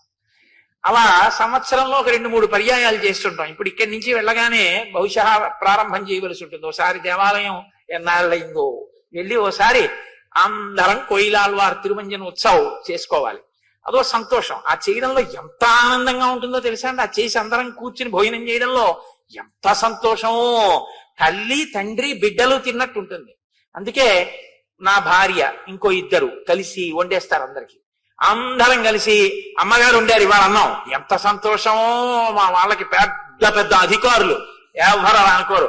అమ్మగారు అన్నం వండారు, అమ్మగారు పప్పు వండారు, అంతే. ఆ ఆవకాయ, ఆ కూర, ఆ పప్పు అన్నం తినేసి పొంగిపోయి ఒళ్ళు హోనం అయిపోయేటట్టు సేవ చేసేసి ఇంటికి వెళ్ళిపోతారు. ఎంత సంతోషం అండి జీవితంలో నిజంగా అలా ఈశ్వరుడికి సేవ చేయడం. కాబట్టి ఇప్పుడు అది అవాల్మీకంశం అండి, వాల్మీకంలోది కాదు. ఆవలిస్తే చిటికేస్తానన్నది. మీరు మళ్ళీ కోటేశ్వరరావు వాల్మీకి రామాయణంలో చెప్పారు ఇది ఎక్కడుందండి ఈ శ్లోకం అని నన్ను అడక్కండి. అవాల్మీకం కానీ అందానికి నేను చెప్పాను. కాబట్టి హనుమ, నీవు కేసరి యొక్క ఔరసపుత్రుడివి, వాయుదేవుని యొక్క అంశతో జన్మించినటువంటి వాడివి, స్వచ్ఛంద మరణాన్ని వరంగా పొందిన వాడివి, ఇంత శక్తి కలిగిన వాడివి. సప్తం కేసరిణ పుత్ర క్షేత్రజో భీమ విక్రమ మారుత సౌరసపుత్ర తేజసా చాపి తత్సమ. వాయుదేవుని యొక్క ఔరసపుత్రుడివి, కేసరి అంజనాదేవుల యొక్క కుమారుడివి, పుట్టుకతోనే ఇంత బలపరాక్రమములను పొందిన వాడివి, కారణజన్ముడివి. మహానుభావ, నువ్వు ఈ కార్యం చెయ్యద్దా? ఏమి నువ్వు బలవంతుడవేగా, నువ్వెందుకు చెయ్యవు అంటావేమో. త్రివిక్రమే మయా తాత శశైలవనకానన త్రిసప్తకృత్వ పృథివీ పరిక్రాంత ప్రదక్షిణం. ఒకానొకప్పుడు త్రివిక్రమావతారంతో వామనమూర్తి 3 అడుగులతో ఈ బ్రహ్మాండాన్నంతటినీ కొలిచేస్తే నేను ఆయనకి 21 మార్లు ప్రదక్షిణం చేశాను. నాకు ఓపిక ఉన్నప్పుడు నేను చెయ్యగలిగింది నేను చేసి పెట్టాను. నువ్వు చేస్తే కదా నీకు ఇంకోటికి చెప్పే అధికారం. నువ్వు చెప్పడమే తప్ప నువ్వు చేయకపోతే ఇంకోసారి చెప్పే అధికారం నీకుండదు. నువ్వు ఒకరికి చెప్పింది ఒకరు చేస్తుంటే నువ్వు కూడా చేసి వెళ్ళాలి. అప్పుడే నీకు మళ్ళీ చెప్పే అధికారం నీకు నిలబడుతుంది. తప్ప నేను ఎప్పుడు చెప్పడమే తప్పండి నేను చేయడం ఏమిటంటే అనకూడదు. నువ్వు చెప్పే అధికారం నిలబెట్టుకోవాలంటే నువ్వు చెయ్యాలి. నువ్వు 10 మందిని గంధం తీయమని చెప్తే నువ్వు ఉత్తరీయం తీసేసి నువ్వు చొక్కా బనీ నిప్పేసి కాస్త గంధం తీసి వెళ్ళాలి. అంతేగాని చెప్పడానికి పనికి వచ్చింది నువ్వు చేయడానికి పనికి రాకపోతే ఇంకా వాళ్ళు ఎందుకు చేస్తారు? అదే నమ్మకం లేని ప్రవచనం అంటే. అది రావణ బుద్ధి. రామబుద్ధి అయితే తను చెప్పింది తాను ఆచరించాలి. కాబట్టి తథాచౌషధయోస్మాభి సంచితా దేవశాసనాత్ నిష్పన్నం అమృతం యాభి తదా సీన్నో మహత్ఫలం. ఒకానొకప్పుడు దేవదానవులు అమృతోత్పాదన చేయడం కోసమని క్షీరసాగర మథనం చేస్తుంటే నేను ఓషధులను తెచ్చి ఆ క్షీరసాగరంలో వేశాను. ఆనాడు నేను చెయ్యగలిగింది చేశాను. ఇప్పుడు నేను ఎగరలేను 100 యోజనాలు. స ఇదానీం అహం వృద్ధ పరిహీన పరాక్రమ సాంప్రతం కాలమస్మాకం భవాన్ సర్వగుణాన్విత. నాకు ఇప్పుడు ఆ ఓపిక లేదు, వృద్ధుడనైపోయాను. కాబట్టి 100 యోజనములు ఎగరలేను. ఉత్తిష్టారిషార్దూల లంఘయస్వ అహార్ణవం పరాహి సర్వభూతానాం హనుమన్యా గతిస్తవ. నాయనా హనుమ, ఇంత బలపరాక్రమములున్నవాడివి, ఇంత తేజస్సున్నవాడివి, ఇంత శాస్త్ర విశారదుడివి, వానర జాతి పరుగు ప్రతిష్టలు రామకార్యం నీ చేతిలో ఉన్నాయి. నీవలా కూర్చుంటే ఎలాగయ్యా? ఒక్కసారి నీ బలాన్ని జ్ఞాపకం తెచ్చుకో, ఒక్కసారి ఆ తేజస్సుని పుంజుకో, ఒక్కసారి పెరిగి 100 యోజనములు గడచి బయలుదేరు. నీ యొక్క గమన శక్తి ఎటువంటిదో, నీ వేగం ఎటువంటిదో అటువంటి శక్తి ఈ భూతములలో ఏ ప్రాణికి లేదు. ఈ మాట చెప్పగానే విన్నారట హనుమ. కూర్చున్నవారు ఒక్కసారి లేచారు. సంస్తూయమానో హనుమాన్ వ్యవర్ధత మహాబల సమావిద్య చలాంగూలం హర్షాక్షబలమే యువాన్. ఒక్కసారి అపారమైన సంతోషాన్ని పొందారు. అంటే శాప విమోచనం అయిపోయింది. తన బలం తనకి జ్ఞాపకం వచ్చింది. తానెంత బలవంతుడో తను తెలుసుకున్నారు. ఒక్కసారి ఆ తోకని చేత్తో పట్టుకుని పైకి తీసి ఒక్క దులిపారట ఆ సంతోషంతో. తస్య సంస్తూయమానస్య వృద్ధైర్వానరపుంగవై తేజసాపూర్యమానస్య రూపమాసీదనుత్తమం. ఆ వృద్ధులైనటువంటి వానర పుంగవులు చేసినటువంటి స్తుతి చేత శాప విమోచనాన్ని పొందినటువంటి హనుమ తన బలపరాక్రమములు తాను తెలుసుకుని అపురూపమైనటువంటి రూపాన్ని పొందారు. ఇత పూర్వం వానరులు ఎవ్వరూ ఎప్పుడూ హనుమని ఎలా చూడలేదో అలాంటి స్వరూపాన్ని పొందారు. అంటే ఆయన ఆనందాన్ని పొంది తన బలం తన శక్తి తనకి తెలుస్తున్న కొద్దీ తను పెరిగిపోతున్నారు. అంతంత పెరిగిపోయి ఇప్పటి వరకు ఇలా చూసిన వాళ్ళు ఇలా ఇలా ఇలా ఇలా చూసేటట్టు పెరిగిపోతున్నారు. పర్వతకాయుడై అంతెత్తు పెరిగిపోయి యదా విజృంభతే సింహో వివృద్ధో గిరిగహ్వరే మారుత శౌరస పుత్ర తథా సంప్రతి జృంభతే. ఏమి మాటలు వేసేస్తారండి మహర్షులు. గుహలో లేచినటువంటి సింహం తెరచి ఉంచినటువంటి గుహలోంచి బయటికి వచ్చేటప్పుడు ఎలా ఉంటుందో అలా ఉన్నారట స్వామి. గుహ మూసి ఉందనుకోండి, లోపల సింహం ఎలా లేచి బయటకు వస్తుందో మీకేం కనపడదు. గుహ తెరిచి ఉంటేనే మీకు కనపడుతుంది కదండి. సింహం కుక్క లేచి పరిగెత్తినట్టు పరిగెత్తదు. కుక్క లేచింది అనుకోండి, లేచింది అలా పరిగెత్తుకుపోతుందండి. ఓ పిల్లి లేచింది అనుకోండి, పడుకున్నది లేచి అలా పరిగెత్తుకుపోతుంది. ఓ ఆవు లేచింది అనుకోండి, పడుకున్నది లేచి మామూలుగా నిలబడుతుంది. సింహం లేస్తే అలా ఉండదు. సింహం పడుకున్నటువంటి సింహం కానీ ఇలా తల పక్కకి పెట్టి పడుకుంటుంది. ఇలా పడుకున్నటువంటి సింహం నిద్ర లేవాలనుకుంది అనుకోండి, ఒకసారి కళ్ళు రెండు బాగా తెరిచి ఇలా అని ఒక్కసారి గుహంత కలయ చూసి లేచి నిలబడి ఒక్కసారి ముందు రెండు కాళ్ళ మీద ముందుకి సాగి ఒళ్ళు పూర్తిగా సాగతీసి ఒళ్ళు ఒక్కసారి ఆ నడుము ఆడించి తోక దులిపి నాలుక పైకి తీసి పెదవులు రెండు నాక్కుని జూలు విదల్చి నోరు తెరిచి ఒక్క గర్జన చేసి అడుగు తీసి అడుగు వేస్తూ బయటికి వస్తూ ఉంటే ఇంకా ఎదురుగుండా ఏ మృగం ఉండడానికి వీల్లేదు. అలా ఉంటుంది దాని టీవీ, దాని నడక. ఆ సింహం ఎలా బయటికి వస్తుందో గుహలో లేచి, అలా హనుమ కూడా ఒక్కసారి అటువంటి స్థితిని పొందారు. అంటే అలా లేచి ఆ ప్రతి కదలిక, ప్రతి పుంజుకోవడం, ఆ తోక జాడించడం, ఆ పైకి పెరుగుతుండడం, అది అపూర్వంగా ఇంతమంది వానరులు మన హనుమే అని ఆశ్చర్యపోతూ చూస్తూ అందరి చేతులు ఇలా కలుసుకున్నాయి. అంత గొప్ప స్వరూపాన్ని పొందుతున్నారు. ఆ ముఖం వంక చూశారట. అశోభత ముఖం తస్య జృంభమాణస్య ధీమతః అంబరీషమివాదీప్తం విధూమయివ పావకః.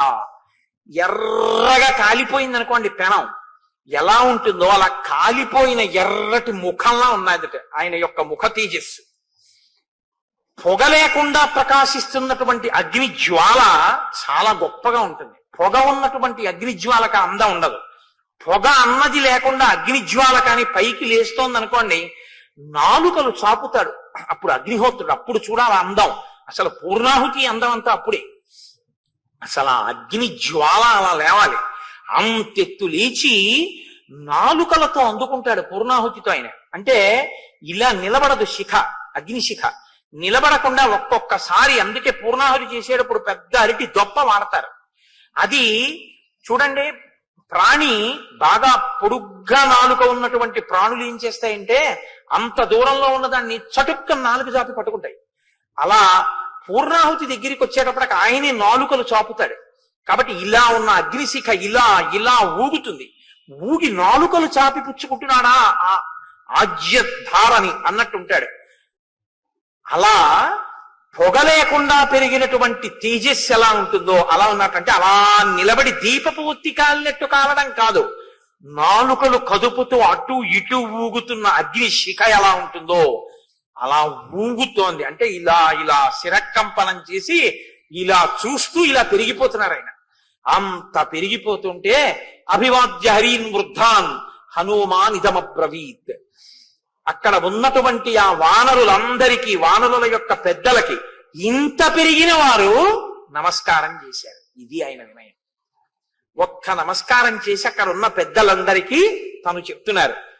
అరుజత్ పర్వతాగ్రాణి హుతాశన సఖోనిల బలవాన్ అప్రమేయశ్చ వాయురాకాశగోచర తస్యాహం శీఘ్రవేగస్య శీఘ్రగస్య మహాత్మనః మారుతస్యౌరస పుత్ర ప్లవనే నాస్తిమత్సమః ఉత్సహేయం హి విస్తీర్ణం ఆలిఖంతమివాంబరం మేరుం గిరిమసంగేన పరిగంతుం సహస్రశః బాహువేగ ప్రణున్నేన సాగరేనాహముత్సహే సమాప్లావయితుం లోకం సపర్వత నదీ హ్రదం మమోరుజంఘవేగేన భవిష్యతి సముద్ధితః సముద్ధిత మహాగ్రాహః సముద్రో వరుణాలయః పన్నగాశన ఆకాశే పతంతం పక్షిసేవిత వైనతేయమహం శక్తః పరిగంతుం సహస్రశః ఉదయాత్ ప్రస్థితం వాపి జ్వలంతం రశ్మిమాలినం అనంతమితమాదిత్యం అభిగంతుం సముత్సహే. తతో భూమిం అసంస్పృశ్య పునరాగంతుముత్సహే ప్రవేగేనైవ మహత భీమేన ప్లవగర్షభాః పర్వతాంశ్చూర్ణయిష్యామి ప్లవమాన ప్లవంగమాః హరిష్యాం యూరువేగేన ప్లవమానో మహార్ణవం లతానాం వివిధం పుష్పం పాదపానాం చ సర్వశః అనుయాస్యంతి మామద్య ప్లవమానం విహాయస భవిష్యతి హిమే పంథాః స్వాతేః పంథా ఇవాంబరే అహం ద్రక్ష్యామి వైదేహీం ప్రమోదధ్వం ప్లవంగమాః. ఆయన ప్రతిజ్ఞ చేస్తున్నారు. ఆ వానరులందరి వంక చూసి, నేను నా యొక్క బలం ఎటువంటిదో మీకందరికీ చెప్తున్నాను వినండి. ఇది గొప్పకి చెప్తున్నది కాదు. నా బలం ఎటువంటిదో, నా తేజస్సు ఎటువంటిదో మీరు తెలుసుకుంటే నీకు నేను సీతమ్మ తల్లి దర్శనం చేసి వస్తాను, మీ ప్రాణముల గురించి మీకు భయం లేదన్న విషయం తెలుస్తుంది. నేను ఈ పర్వతముల యొక్క శిఖరములన్నిటినీ కూడా నా వక్షస్థలంతో కొట్టి చూర్ణం చేసేయగలను. అపారమైనటువంటి తేజస్సుతో ఆకాశాన్ని చుంబిస్తోందా అన్నట్టుగా పెరిగినటువంటి మేరు పర్వతానికి ఆగకుండా అపార వేగంతో కొన్ని వేల మార్లు ప్రదక్షిణం చెయ్యగలను. ఆకాశంలో అపారమైన వేగంతో వచ్చినటువంటి వైనుతేయుడైన గరుత్మంతుడు సముద్రంలో ఉన్న పాములను అపహరించి తీసుకుని వెళ్ళిపోతుండగా ఆ గరుత్మంతుడికి కొన్ని వేల పర్యాయములు ప్రదక్షిణం చెయ్యగలను. నేను ఈ సముద్రం నుంచి ఎగిరి వెళ్ళిపోతున్నప్పుడు నా తొడల వేగం చేత ఈ సముద్రంలో ఉన్న జలరాశి చాప చుట్టినట్టు పైకి లేచిపోతే సముద్రం లోపల ఉండేటటువంటి జలచరములన్నీ మీ కంటికి కనపడతాయి. అంత వేగంతో ఈ సముద్రాన్ని చాప చుట్టగలను. ఈ భూమండలం మీద నదులన్నిటినీ సముద్రంలో కలిపి, సముద్ర జలాల్ని నదీ జలాల్ని కలిపి తీసుకొచ్చి భూమి మీద పోసి ఈ భూమిని సముద్రంలో కలిపేయగలను. ఎన్ని పర్వతాలున్నాయో అన్ని పర్వతాల మీదకెక్కి నేను ఆనంద తాండవం చేసి వాటిని పిండి ముద్దలుగా చేసి భూమితో సమానంగా చూర్ణం చేసేయగలను. నేను ఈ సముద్రం మీద ఎగురుతున్నప్పుడు సముద్రాన్నంతటినీ కూడా అల్లకల్లోలం చేయగలను. సూర్యోదయం అవుతుండగా సూర్యుడితో పాటుగా బయలుదేరి సూర్యుడి కన్నా వేగంగా పశ్చిమాద్రికి చేరుకుని కిందకి దిగి భూమి మీద కాలు పెట్టకుండా మళ్లీ వెనక్కి వేగంగా వచ్చి సూర్యుడు ఆకాశ మధ్యంలోకి వచ్చేటప్పటికి సూర్యుడిని కలిసి మళ్లీ సూర్యుడు పశ్చిమాద్రికి వెళ్లే లోపల తిరిగి తూర్పు దిక్కుల కిందకి దిగగలను. అంతటి వేగం ఉన్నవాణ్ణి. వాయుదేవుడు ఎంత వేగం ఉన్నవాడో, గరుత్మంతుడు ఎంత వేగం ఉన్నవాడో వారితో సమానమైనటువంటి వేగము, లాఘవము, గమనశక్తి, దూకగలిగినటువంటి శక్తి కలిగినటువంటి వాణ్ణి. నేను ఇక్కడ నుంచి బయలుదేరి సముద్రం మీదుగా ఎగిరి వెళ్ళిపోతుంటే కొన్ని వేల సంవత్సరముల నుంచి ఈ పర్వతాల మీద పెరిగినటువంటి కూకటి వేళ్లతో ఉన్నటువంటి చెట్లని పెకల్చి నా తొడల వేగానికి నాతో పాటు సముద్రం మీదుగా తీసుకుని పోయి విడిచిపెట్టగలను. నాతో పాటు తీగలు, లతలు, పువ్వులు, చెట్లు ఎగిరి వచ్చేస్తాయి. ఏకకాలమునందు కొన్ని వేల మందిని మర్దించగలను. నేను అదృశ్యమై పైన ఆకాశంలో వెళ్ళిపోతుంటే కింద నిలబడి సమస్త ప్రాణులు నా యొక్క గమన శక్తిని చూడగలవు. నేను ఇది గొప్పకి చెప్పడం కాదు, నేను వెడుతుండగా సమస్త భూతములు చూస్తాయి నా యొక్క గమనాన్ని. నా గమన శక్తి అలా ఉంటుంది. ఇంతమంది చూస్తుండగా ఎగురుతాను. నేను ప్రయాణం చేస్తుంటే ఆకాశాన్ని నేను తాగేస్తున్నానా అన్నట్టు ఉంటుంది. అలా బయలుదేరి పెడతాను. ఆకాశంలో మెరుపు వస్తే ఎలా ఉంటుందో ఆ మెరుపు తీగ కన్నా వేగంగా మబ్బుల్లోంచి ప్రయాణం చేస్తాను. ముల్లోకములను ఆక్రమించడానికి విజృంభించినటువంటి శ్రీ మహావిష్ణువు త్రివిక్రమావతారం పొందితే ఎలా ఉంటుందో అటువంటి రూపంతో నేను ఎగరగలను. నా యొక్క తొడల వేగంతో సముద్రంలో ఉన్నటువంటి నీటినన్నింటినీ భూమి మీదకి తేగలను. నదుల మీద ఎగిరి నదుల మీద ఉన్నటువంటి నీటిని భూమి మీదకి తెచ్చి ఏకకాలంలో సముద్రాల్ని, నదుల్ని ఎండింప చేస్తాను. అంతటి పరాక్రమం, అంతటి బుద్ధి, అంతటి తేజస్సు, అంతటి లాఘవం నా యందు ఉన్నాయి. నేను వెళ్లి సీతమ్మ తల్లి దర్శనం తప్పకుండా చేస్తాను. చేసి మళ్ళీ 100 యోజనములు తిరిగొచ్చి మీ అందరికీ శుభవార్త చెప్తాను.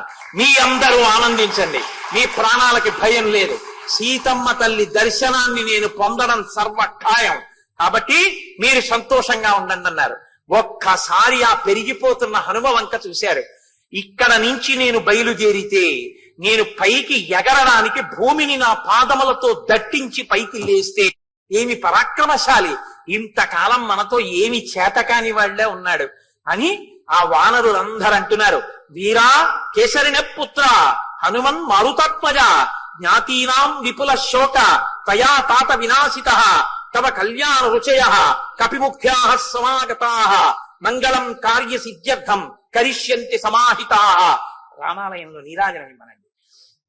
ఋషీణాం చ ప్రసాదేన కపివృద్ధమతేన చ గురూణాంచ ప్రసాదేన ప్లవస్యత్వం మహార్ణవం. హనుమకి కూడా కాస్త విశేషంగా ఇమ్మనండి, కర్పూరం ఎక్కువ వేసి ఇమ్మనండి.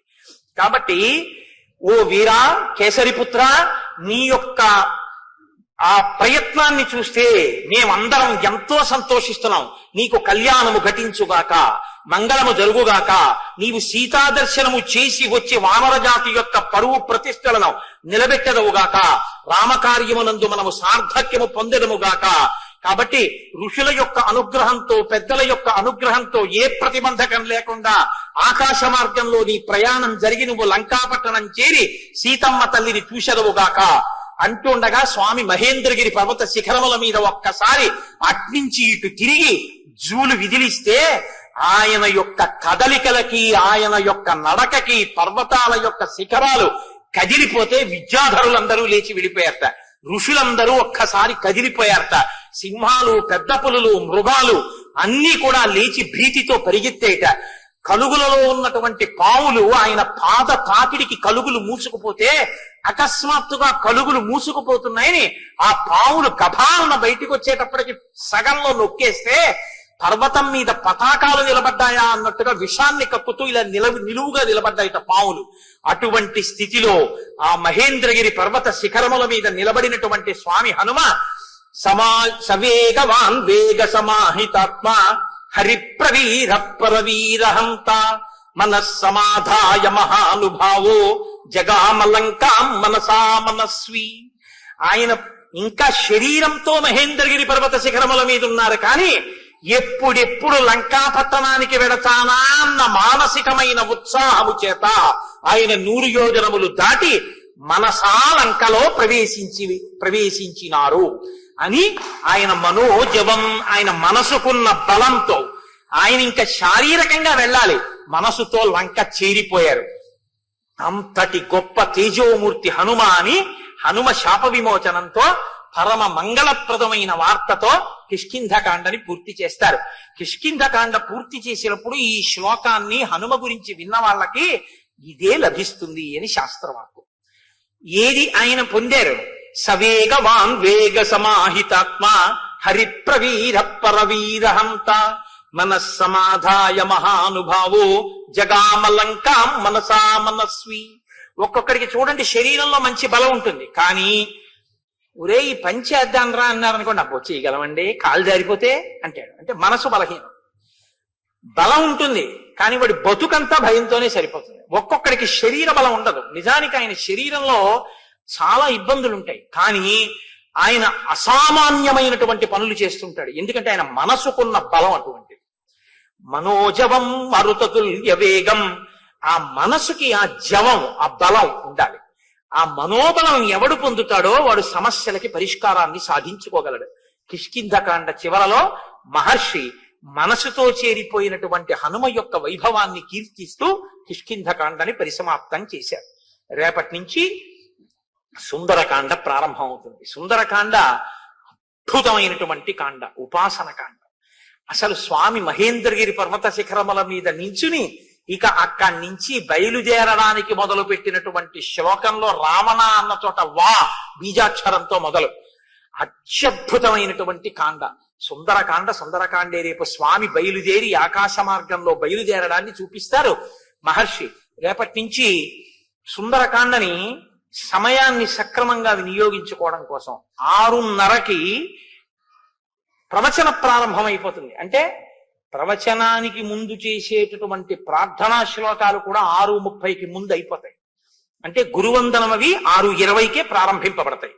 అంటే ఎట్టి పరిస్థితుల్లో సుందరకాండ జరిగిన 7 రోజులు ఈశ్వరానుగ్రహంతో 6:31 కూడా కాకుండా జాగ్రత్త పడే ప్రయత్నం చేద్దాం. ఎందుకంటే సుందరకాండ మహాసముద్రం.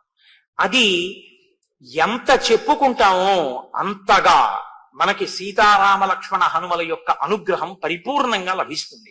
అంత గొప్ప కాండ.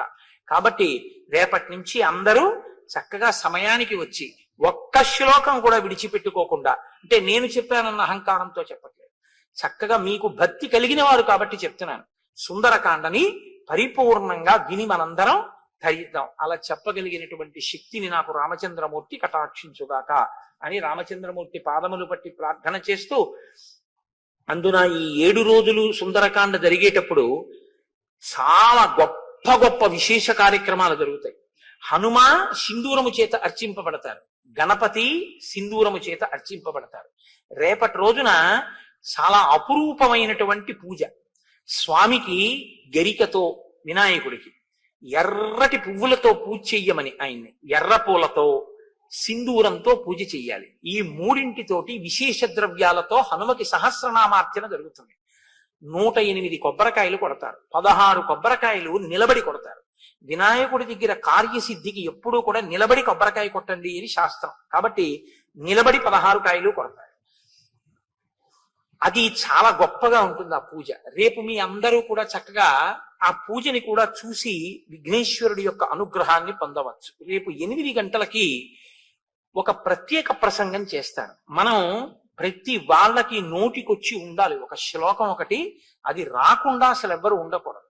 సుముఖశ్చైకదంతశ్చ కపిలో గజకర్ణక లంబోదరశ్చ వికటో విఘ్నరాజో గణాధిప ధూమకేతుర్గణాధ్యక్ష పాలచంద్రో గజానన వక్రతుండ శూర్పకర్ణో హేరంబ స్కందపూర్వజ షోడశైతాని నామాని ఎప్పటే చుణియాదపి విద్యారంభే వివాహే చ ప్రవేశే నిర్గమేస్తథ సంగ్రామే సర్వకార్యేషు విఘ్నస్తస్య నజాయతే. 16 నామాలతో పిలిచారు వినాయకుడిని. ఎందుకు ఆ 16 నామాలతో పిలవవలసి వచ్చింది, దానికి ఎందుకంత గొప్ప విషయాన్ని ప్రతిపాదన చేశారు? నేను ఆ 16 నామాల గురించి మీకు కనీసం అందులో కొన్ని నామాల గురించి అయినా 16 ఒకవేళ నేను పూర్తి చేయలేకపోతే చెప్తే వినాయకుని యొక్క పరిపూర్ణమైన అనుగ్రహం లభిస్తుంది. వినాయకుని యొక్క అనుగ్రహం లభిస్తే కార్యానికి అడ్డుపడినటువంటి విఘ్నం తొలగిపోతుంది, కార్యహాని జరగదు, సంకల్పాలు నెరవేరుతాయి. కాబట్టి రేపు ఉదయం 8 గంటలకి వినాయక తత్వం మీద ఒక ప్రత్యేక ప్రసంగం చేస్తాను. కాబట్టి మీలో అవకాశం ఉన్నవారు చక్కగా 8 గంటలకు వచ్చి ఆ ప్రసంగాన్ని వినండి. ప్రసంగం అయిపోయిన తర్వాత వినాయకుడికి విశేషార్చన ఉంటుంది, చక్కగా ఆ అర్చనలో పాల్గొనండి. మనందరం రోజు రామనామం చెప్తున్నాం, కానీ ఇవాళ ప్రత్యేకించి రామనామాన్ని విడిచిపెట్టవద్దు. ఎందుకంటే కిష్కింధకాండ పూర్తి చేసి స్వామి హనుమకి శాప విమోచనం జరిగి సంతోషంగా ఉన్నారు కనుక రామనామం యొక్క కీర్తన ఎంతో ఆనందదాయకం అవుతుంది. కాబట్టి ఇవాళ నైమిత్తిక తిథి, చాలా గొప్ప తిథి, నృసింహ జయంతి కనుక మీతో నేను ప్రతిపాదన చేసినట్టుగా 11 మార్లు ఇది చెప్పిన తరువాత మనం విష్ణు సహస్రనామ స్తోత్రాన్ని, లక్ష్మీ అష్టోత్తరాన్ని పఠించి ప్రసాదం స్వీకరించి చందన చర్చితుడైనటువంటి స్వామి దర్శనం చేసుకుని తరించి వెడదాం. ఆయన చల్లబడతాడు. ఇవాళ చందనం తగిలితే చల్లబడిన మూర్తిని చూస్తే మన మనసులు చల్లబడతాయి, అంటే మన కోరికలు తీరుతాయి. ఏవి మన కోరికలు తీరితే మంచిదో ఈశ్వరుడు తీరుస్తాడు తప్ప నేను అమెరికా అధ్యక్షుడిని అయిపోవాలని చూశానంటే అవలేదేమన్నా అన్నగా తెలిసిందా. దారి నుంటిగా నడచు వారికి తోడు నీడే రామనామము, గౌరికిది ఉపదేశ నామము, కమలు జుడు జపించు నామము, వాద భేదాతీత మగు వైరాగ్యమే శ్రీరామనామము, భక్తితో భజించు వారికి ముక్తి నొసగును రామనామము, భగవదర్పిత కర్మ పరులకు పట్టుబడు శ్రీరామనామము,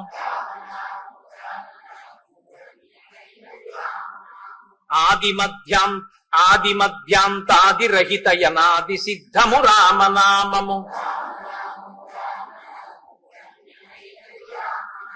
సకల జీవులలోన వెలిగే సాక్షిభూతము రామనామము, జన్మ మృత్యు జరాది వ్యాధుల చక్కబరుచును రామనామము,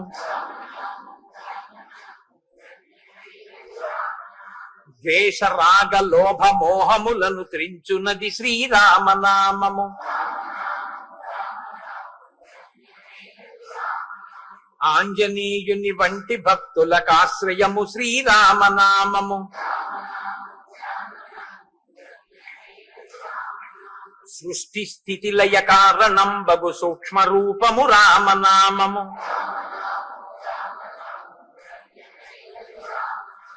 శిష్ట జనముల దివ్య దృష్టికి స్పష్టమగు శ్రీరామనామము.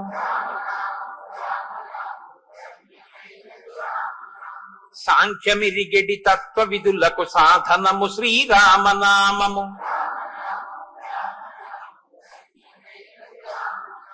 యుద్ధమందు మహోగ్ర రాక్షస యాగధంసము రామనామము.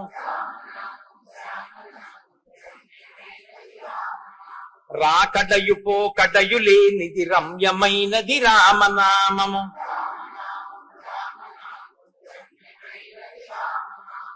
ఆత్మ సంయమ యోగ సిద్ధికి ఆయుధము శ్రీరామనామము.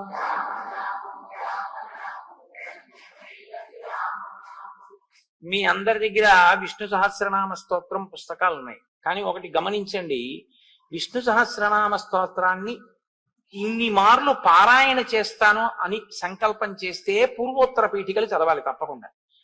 అలా కాకపోతే క్షీరోధన్వత్ ప్రదేశే దగ్గర మొదలుపెట్టి వనమాలి గదీశాంగి వరకు చదివితే సరిపోతుంది. కాబట్టి ప్రార్థనా శ్లోకాలంటే మేఘశ్యామం పీత కౌశేయవాసం శాంతాకారం భుజగశయనం అవి కూడా చదువుతాం. కాబట్టి మీరు ఆ ఒరవడిలో చదవండి, నేను చదువుతుంటాను, నాతో కలిపి చదివేయచ్చు. మీ అందరికీ విష్ణు సహస్రం వచ్చిందే కాబట్టి అది నేనని మీరు అనక్కర్లేదు. కానీ ఇది శృంగగిరి పీఠం. శృంగగిరి పీఠానికి దీనికి అభేదం, ఎందుకంటే అది తండ్రి ఇది కొడుకు, అది బింబం ఇది ప్రతిబింబం. కాబట్టి ఇక్కడ ప్రారంభం చేసి చదివేటప్పుడు శంకర భగవత్పాదాచార్య స్వామి వారు స్థాపించినటువంటి పీఠాల యొక్క శాఖలు కనుక ఇక్కడ మనం ఎప్పుడూ కూడా అద్వైత ప్రసిద్ధమైనటువంటి ఆచార్యులకి ముందు నమస్కారం చేస్తే తప్ప ఏదీ చేయకూడదు, గురువందనం చెయ్యాలి, చేసి చెయ్యాలి. కాబట్టి నేను మీతో మనవి చేశాను, సదాశివ సమారంభాం శంకరాచార్య మధ్యమాం అస్మదాచార్య పర్యంతాం వందే గురు పరంపరాం. ముందు 2 శ్లోకాలు నేను చెప్తాను, మీరు అనండి.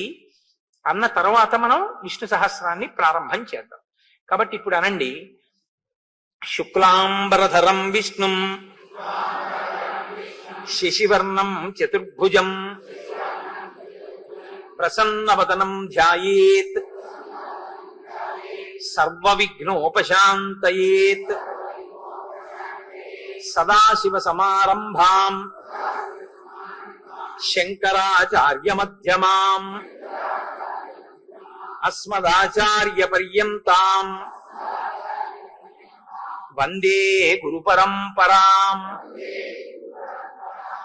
వేరొక మాట అనండి, అది 2 మాటలు అనాలి, ఒక సూర్యోదయం నుంచి ఇంకో సూర్యోదయం లోపల అని. కాబట్టి సదాశివ సమారంభాం శంకరాచార్య మధ్యమాం అస్మదాచార్య పర్యంతాం వందే గురు పరంపరాం. దీంతో పాటు